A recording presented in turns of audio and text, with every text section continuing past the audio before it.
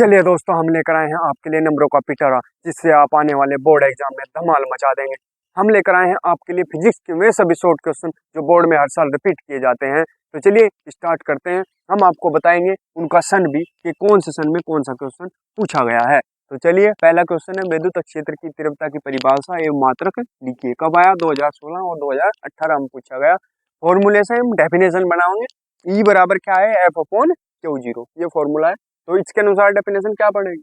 देखो, किसी आवेश पर लगने वाले बल, किसी आवेश पर लगने वाले बल क्या? एफ, एफ ही तो बल है, एफ तथा आवेश क्यू जीरो के अनुपात को, आवेश कौन सा? क्यू जीरो है, के अनुपात को विद्युत क्षेत्र की तीव्रता कहते हैं। अब देखो, किसी आवेश पर लगने वाले बल एफ, एफ ही है, तथा क्यू जीरो ये है आवेश पर, किसी आवेश पर लगने वाले बल एफ तथा आवेश क्यू जीरो, ये अनुपात ही तो है इन दोनों का।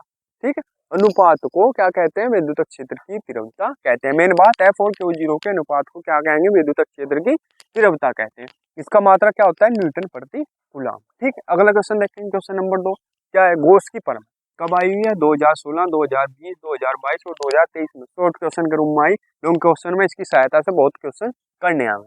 ठीक है, लिखेंगे किसी बंद पृष्ठ से गुजरने वाला कुल विद्युत फ्लक्स, यानी क्या, इसे भी समझाऊंगा, ये लिख रखा, इसे भी समझाऊंगा कैसा आया है। किसी बंद पृष्ठ से गुजरने वाला कुल विद्युत फ्लक्स फाई ई उस पृष्ठ के भीतर स्थित कुल आवेश क्यू का 1/एप्सिलॉन 0 गुना होता है।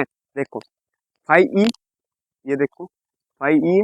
ठीक, इसने कहा किसी बंद पृष्ठ से गुजरने वाला कुल विद्युत फ्लक्स फाई ई, ये लिख लिया हमने, बराबर उस पृष्ठ के भीतर स्थित कुल आवेश, उस पृष्ठ के भीतर स्थित कुल आवेश कितना? क्यू, क्यू का 1/एप्सिलॉन 0 गुना होता है। गुना हुआ है कितना? 1/एप्सिलॉन 0। तो ये लिखेंगे इसके कोड। ठीक है, यही लिखा हुआ था। देखो अब क्या बन जाएगा? Q upon epsilon 0। तो इसलिए आया है फाई ई बराबर क्यू अपॉन एप्सिलॉन 0। ठीक है, अब देखेंगे क्वेश्चन नंबर 3, विद्युत द्विध्रुव किसे कहते हैं? कब आया? 2019, 20 और 2023 में।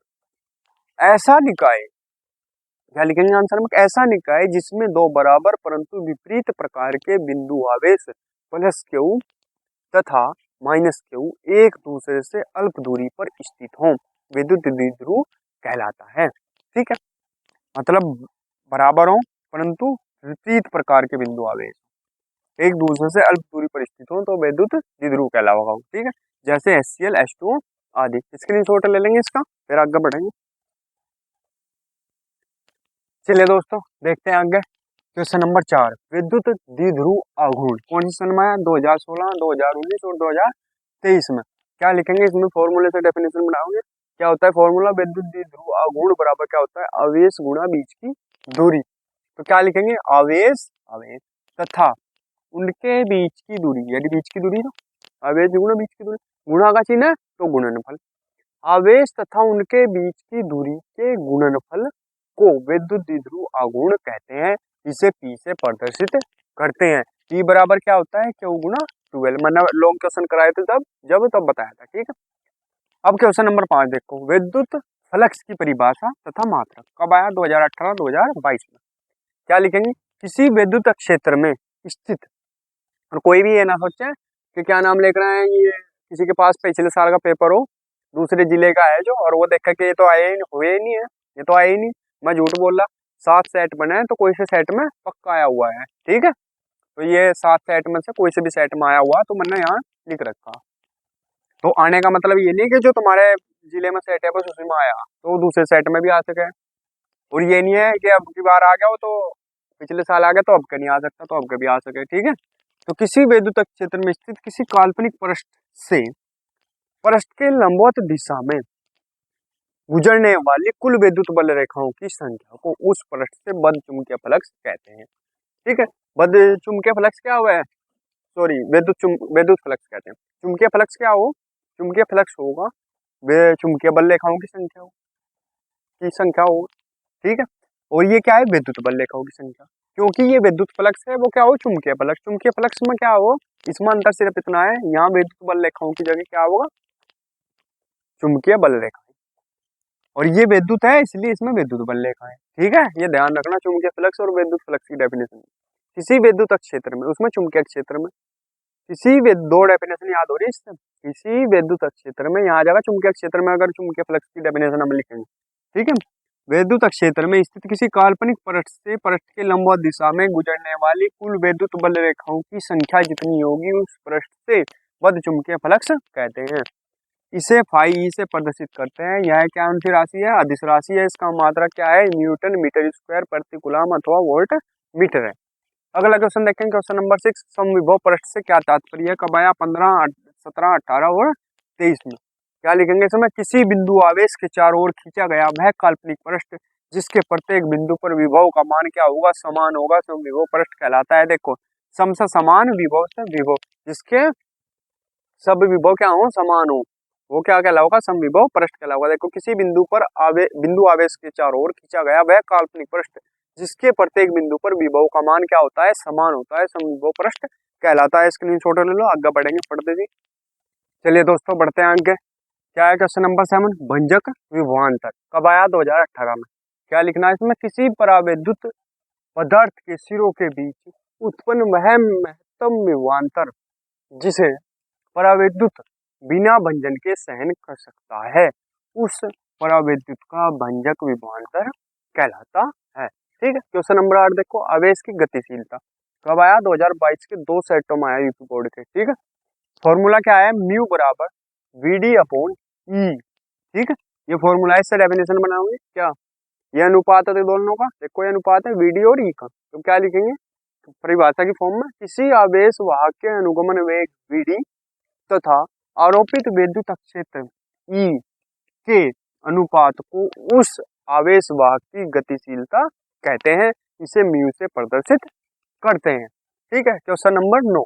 इलेक्ट्रॉनों के अनुगमन वेग या अपवाह वेग कब आया हुआ? 2016, 2017, 2018 और 2023 में। इलेक्ट्रॉनों को प्राप्त, लिखेंगे इसमें, इलेक्ट्रॉनों को प्राप्त वह सूक्ष्म नियत वेग, वह सूक्ष्म नियत वेग जो मुक्त इलेक्ट्रॉनों को तार की लंबाई के अनुदिश उच्च विभव वाले सिरे की ओर गति के लिए प्रेरित करता है, क्या कहलाता है? अनुगमन वेग कहलाता है। तो स्क्रीनशॉट ले लो, आगे बढ़ते हैं। चलिए दोस्तों, आगे बढ़ते हैं। क्या है क्वेश्चन नंबर 10? विशिष्ट चालकता कब आया? 2010 और 2022 में। क्या लिखेंगे इसमें? किसी पदार्थ के विशिष्ट प्रतिरोध के व्युत्क्रम को, विशिष्ट प्रतिरोध के व्युत्क्रम को उस पदार्थ की विशिष्ट चालकता कहते हैं। इसे सिग्मा से प्रदर्शित करते हैं। विशिष्ट चालकता सिग्मा बराबर क्या होता है? 1 अपॉन विशिष्ट प्रतिरोध रो।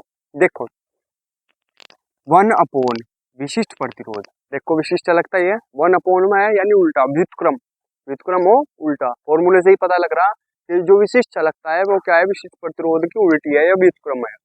ठीक है, तो वही लिखना, किसी पदार्थ के विशिष्ट प्रतिरोध के व्युत्क्रम को उस पदार्थ की विशिष्ट चालकता कहते हैं। अगर विशिष्ट प्रतिरोध की डेफिनेशन आ जाए, दोनों यहाँ से क्लियर हो रही, तो क्या लिखेंगे? विशिष्ट चालकता के व्युत्क्रम को विशिष्ट प्रतिरोध कहते हैं।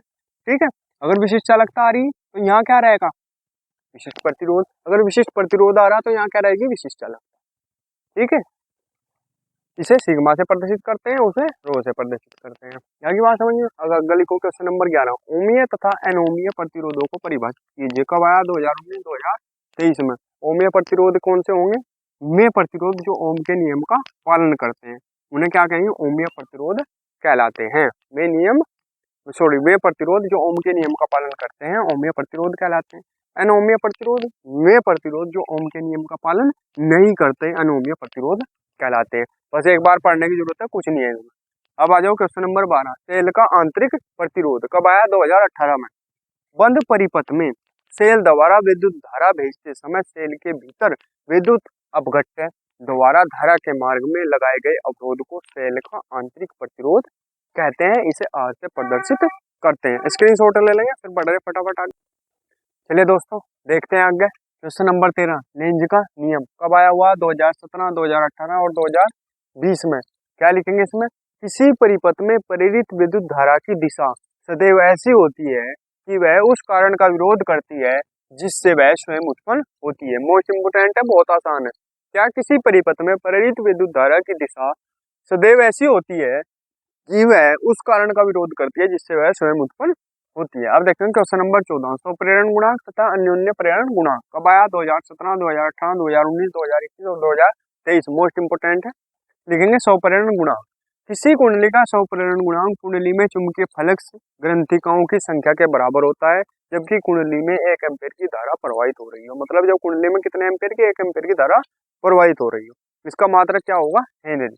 अब लिखेंगे अन्योन्य प्रेरण गुणांक। दो कुंडलियों के बीच अन्योन्य प्रेरण गुणांक द्वितीय कुंडली में प्रेरित विद्युत वाहक बल के बराबर होता है, जबकि प्राथमिक कुंडली में धारा एकांक दर से परिवर्तित हो रही हो। इसका मात्रक भी क्या होगा? हेनरी। क्वेश्चन नंबर 15, चुंबकीय फ्लक्स। एक समान चुंबकीय क्षेत्र में स्थित किसी तल से लंबवत गुजरने वाली कुल चुंबकीय बल रेखाओं की संख्या को उस तल से बद्ध चुंबकीय फ्लक्स कहते हैं। इसे फाई से प्रदर्शित करते हैं। स्क्रीनशॉट ले लेंगे इसका, आगे बढ़ेंगे। चलिए दोस्तों, देखते हैं क्वेश्चन नंबर 16 क्या है? कला संबद्ध स्रोतों से आप क्या समझते हैं? कब आया? 2016, 18, 19, 20 22 और 23 में। मोस्ट इंपोर्टेंट क्वेश्चन है। ऐसे दो तरंग उत्पादक स्रोत जिनकी प्रारंभिक कलाओं का अंतर, प्रारंभिक कलाओं का अंतर यानी कलाओं का अंतर क्या हो? कलांतर समय के साथ स्थिर बना रहता है। स्थिर माने एक जैसा रहे, अर्थात कलांतर सदैव स्थिर बना रहता है, कला संबंधी स्रोत कहलाते हैं। ठीक है। नंबर 17 क्या है? प्रकाश का विवर्तन कब आया? 2015, 16, 17 और 20 में। जब प्रकाश किरणें किसी पतली झिर्री अथवा किसी तीक्ष्ण अवरोध पर पड़ती हैं तो वे झिर्री अथवा अवरोध के किनारों की ओर आंशिक रूप से मुड़ जाती हैं। प्रकाश किरणों के इस प्रकार मुड़ने की प्रक्रिया को प्रकाश का विवर्तन कहते हैं। ठीक। अब क्वेश्चन नंबर 18, नाभिकीय विखंडन कब आया? 2015, 16, 17 और 19 में। क्या लिखेंगे इसमें? जब किसी भारी नाभिक पर न्यूट्रॉनों की बमबारी की जाती है तो वह नाभिक लगभग 2 बराबर नाभिकों में टूट जाता है और इसके साथ ही बहुत अधिक ऊर्जा मुक्त होती है। इस प्रकार भारी नाभिकों के टूटने की प्रक्रिया को क्या कहेंगे? नाभिकीय विखंडन। ठीक है। क्योंकि नाभिकीय विखंडन, विखंडन में ना अलग करना, तोड़ देना होता है। ठीक है। अलग हो जाएगा जब टूट जाएंगे नाभिकीय यानी नाभिकों को, इसलिए नाभिकीय। अगला क्वेश्चन है 19, नाभिकीय संलयन कब आया? 2017, 18, 2020 और 2022 में। दो हल्के नाभिकों के संयुक्त होकर भारी नाभिक बनाने की प्रक्रिया को क्या कहेंगे? नाभिकीय संलयन कहते हैं। स्क्रीनशॉट ले लेंगे इसका। तो हमने इसके जो डेफिनेशन टाइप शॉर्ट क्वेश्चन थे मोस्ट इंपोर्टेंट में करा दिए हैं। अगली वीडियो में हम कराएंगे इसके जो फॉर्मूले टाइप शॉर्ट क्वेश्चन होंगे। अगर वीडियो अच्छी लगी हो तो प्लीज वीडियो को लाइक कीजिए, कमेंट कीजिए और हमारे चैनल को सब्सक्राइब कीजिए।